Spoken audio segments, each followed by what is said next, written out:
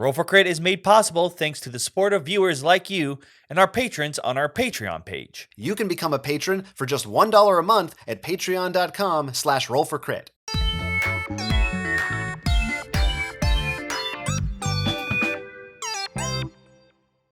Welcome to Roll for Crit and our review of the game Exchange from Bicycle. This is a stock trading game. You're all traders on the stock market in the year 1792. So the value of money is a little bit different in this time, but otherwise the principles are the same. You're trying to get the most cash and have the highest net worth by the end of the game. This is a game all about trying to manipulate the stock market in order to get the highest dividends and also maybe ruin your opponent's days. The way the game works, it's played out in 3 phases over 5 rounds. The first phase, you're each going to secretly pick which of the 3 kinds of stocks you wish to affect. You're then all going to reveal, so everyone knows, like, for example, that one player may be doing with insurance while 2 more are looking at banks. Then you're going to secretly decide if you're buying or selling. You'll have a card with a value of 1 to 9, and you can take this card, and one side says buy, one says sell. Now, just like before, you're going to reveal it, but people won't know how many. So I could flip over something that says buy, but you don't know whether I'm going to go all in and try to sell my stocks, or maybe I'm trying to do a little bit of a bluff and just sell a few. Finally, we have the manipulation phase, where you will choose one of the 3 stocks again and decide whether you're going to have it move up 1 or down 1. This is a way where you can either make sure your stocks are at the value you want them to be, or make it so things are a bit pricier for your opponent. Of course, once again, you'll reveal this, and then you'll manipulate the stocks, but there is one more catch that could change the stock market. Yes, after the first round, whichever player has the most cash on hand is going to have access to the lobbyist. They'll be able to influence them, and essentially that is an extra vote that they get. They will have another card they'll put out, so they get to put out 2 cards during that phase, and this will also influence the track and whether or not something moves up or down for one of those 3 different types of stocks. The other big thing you have to worry about are the market forces cards. Every round, one of these is going to be flipped before all of your actions go into effect, and you're not going to know what it is unless you decide to spend $50. If you spend $50, then you can take a peek at the top card of the deck, and that'll help you prepare for what's going to happen. Depending on your status, that might be valuable to you, or you might not be able to spare the money. This is basically an event card. It might have some kind of an impact on the stock values right away. It could do any number of things that could help or hinder your plans. It could be very important and very valuable to have some insight into what's going to happen in the next round because there is a bubble bursting mechanic. If the bubble bursts either at the high end or the low end for any of these tracks, then they wrap around. So if something is about to hit the highest point and then someone raises its value again, it doesn't just get better. That's too much. Too many people are after that one, and it goes down to the lowest price now. And the opposite is true on the other end. If it would go below its lowest value, it then becomes highly valued. So it'll be worth more money, harder to buy, but better to sell. After 5 rounds are completed, there will be one extra additional phase where players will be able to manipulate the stocks, but not actually buy or sell anything. And then at that point, you're going to take a look and see who has the most money, and you get to sell off any remaining stocks that you have. So whatever value they landed at the end of the game, that's what you're going to be able to sell them for once you take a look at what you still have left over. And whoever has the highest net worth at that point will be the winner of the game. This is just all about manipulating the stock market. If you've ever looked at the stock market and tried to play it, you probably can look at this game and be like, I know how this works. Except instead of playing against many other people, you're just going to look at the people at the table and see if you can ruin their day. Yes, they represent whatever hundreds of people have an interest in banks or whatever it may be. And that is, the real trick of this game is because you kind of have just 3 decisions to make each round. And the first one, you go in with no information. And then once everyone has revealed that first card, now you have a little bit more information, and then even more so for that final one. But you never have a full picture. You're always going into it not sure what other players are going to do. And if, for instance, you might put out the Banks card first, and another player put out Banks too. So you're looking at each other. I know both of us are doing something with Banks, but are you trying to sell? Are you trying to buy? What's your angle here? Are we on the same team or not? And maybe you're looking at their stuff and like, oh, well, they have a lot of the bank stock, so they're probably going to sell, right? But maybe they aren't. Maybe they want to keep getting more and more, and maybe they're trying to specifically trick you. That you could target other players, but it's all about reading people. And sometimes someone else will throw a wrench into the works completely out of left field that you weren't even thinking about them, but they'll just happen to do something that totally messes with your plans. Of course, there'll be other information on the board for you to read, as you said, looking at if they have a lot of bank stocks. Odds are they probably want to sell them if the value is at a high point.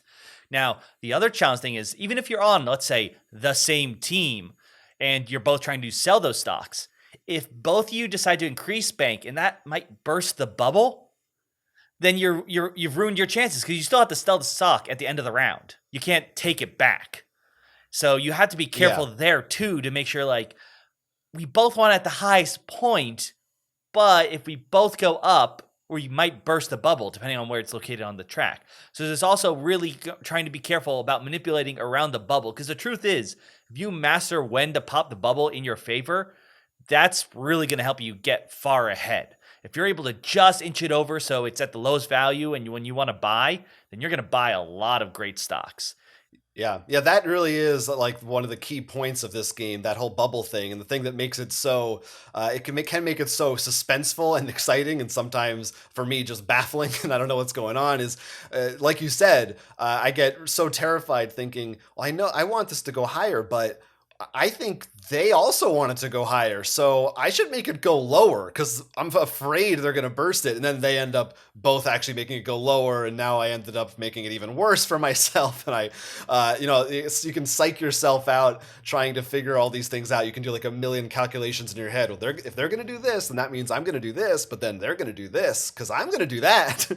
And that's the thing for me. It's in some ways hard to assess this game because, like the real stock market, I understand very little of it. So for me, I found it challenging in a number of different ways, but it's certainly never boring. I at least I have to give it that much credit. I was mostly engaged, although there were definitely times when felt like there are so many factors that other players might be thinking of that it almost feels like it doesn't matter what I do because they're going to throw something at me I didn't expect. And then, so I don't know.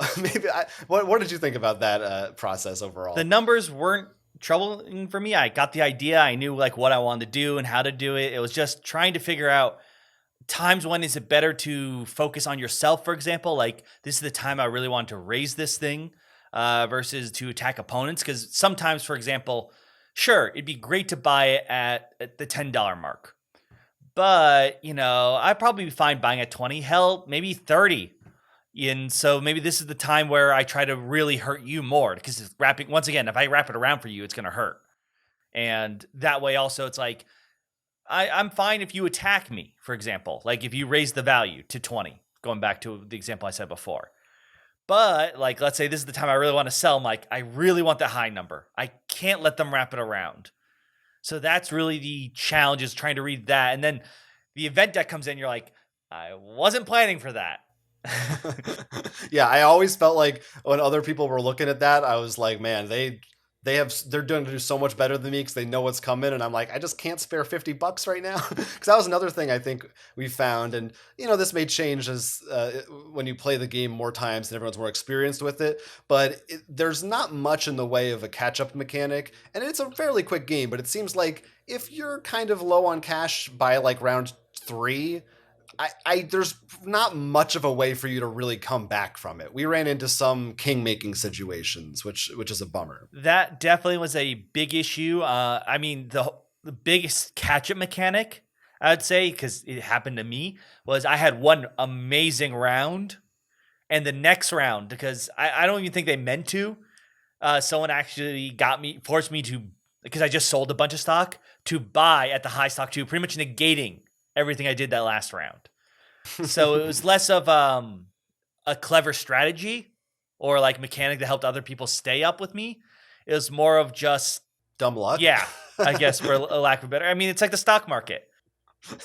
It is like the real stock market in that way. Like it means business. Like you could lose money or you could win a lot of money. You know, it doesn't. They're not playing any favorites. They're not handing you out any easy access here. You got to work for it. That lobbyist though can be really tricky too because it goes whoever has the most money, not net value. So hypothetically, I could be in the lead, so to speak, because I have maybe a bunch of stocks and everything. But because Jonathan has liquidated recently, maybe he has the most cash. He's the one who has that extra vote. And that can be very scary. Yeah, it can be really powerful. And that player, like everyone's watching them because they know whatever they might do this round could really affect me in a big way. Crits and misses for exchange. Crits. The main draw of the game is reading your opponents, or at least attempting to read your opponents. It can be challenging, but it can also result in some very funny moments between players. The game's rules are not that complex, and there are only 3 stocks for you to worry about, meaning you can focus in on your opponents because that's where the complexity for this game is really going to come in. The bubble bursting mechanic means that things are going to be harder to predict, and you're not always going to be safe increasing or decreasing the value of a stock. You have to be careful. Mastering the bubble bursting mechanic will really show who are the wolves or lambs of Wall Street. Ding, ding, ding. There goes the bell. It's time for the misses. I believe in order to keep in theme with the stock market, they sacrificed a way to have a catch-up mechanic. The lobbyist still goes whoever's the most cash, which tends to be whoever's in first or second. And it just seems to be blind luck in order to stop the person who's far ahead when it comes to selling or buying stocks. If you're doing poorly early on, you're probably going to be a losing player by the end, and you could be put into that unfortunate position of king making. A lot of this game comes down to being able to successfully read your opponents. So if you're really unsure what they're trying to do and whether they're with you or against you and maybe accidentally hurting you by being with you, sometimes it may feel like you're just guessing in which card you want to play. Depending on how good the poker faces are of your opponents, you may end up taking a lot of leaps of faith here, and sometimes it can feel like there's not as much strategy because you're just kind of throwing things out there and hoping they work. I will say one thing I really enjoyed about this game is that Jonathan and I viewed it very differently. One crit and one miss, or because it's a crit for me but a miss for Jonathan, was just how we viewed playing the game. To me, I felt like it was simple enough. I knew what I wanted to do. I had my strategy.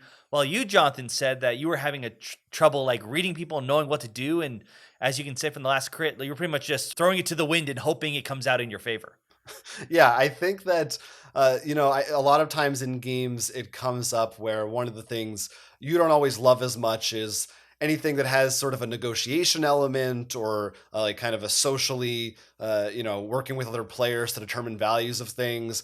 And for me, if it comes into like a bunch of math and trying to add numbers up together and figure out how they're going to turn out, I tend to get a little bit confused or just unengaged with the material. And I feel like this game has both those things. So I feel like we both kind of came into the middle of it for just different reasons. Like each of us disliked one half of it. No, I mean, I'm not very good at reading people, but I know what I want to do and what happens. And I remember at the table, and this was such a great exchange. I remember being like, you know what this is making me think of? QED. And I remember you were like, QE, sorry, QE. QE. I always make that mistake. No D. And you're like, once again, you said the same thing to me first about the D. And then you're like, I was thinking the same thing, except how it's the exact opposite. Yeah. And it just shows how this is the kind of thing where our minds completely work differently. Usually we seem to be the same, like, I like deck building, I like this or something. But this is one place where we completely like bash heads. Yes, we diverge on this path, and it was a unique experience because I feel like most games that we play so many games, I at least have somewhere to dig in where I'm like, maybe I'm not that good at it, but I understand the path I'm supposed to take. Like the first time we played, I truly had no idea what I was doing. I just had to play it again because I was like, I don't know what just happened, which I sort of value. I mean, I sort of like that because I don't have that happen to me that often.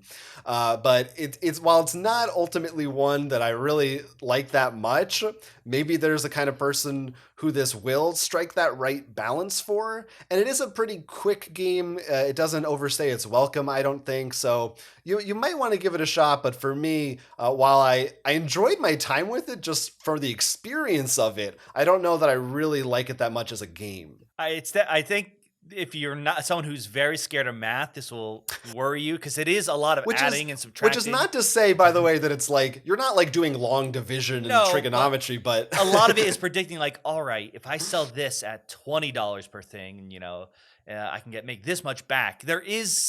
You're going to be thinking about that, how to predict ahead in that kind of sense. If you've owned Animal Crossing and you look at the turnip stock market and you just shiver, this probably isn't the game for you. Yeah. But anyway, it's called Exchange. And we had some interesting different opinions on it. And you can share with us your different opinions on it in the comments section. If you've played it, what you think about it. And if you fall on either side of our opinions or somewhere in the middle or somewhere completely different. We'd love to hear about it.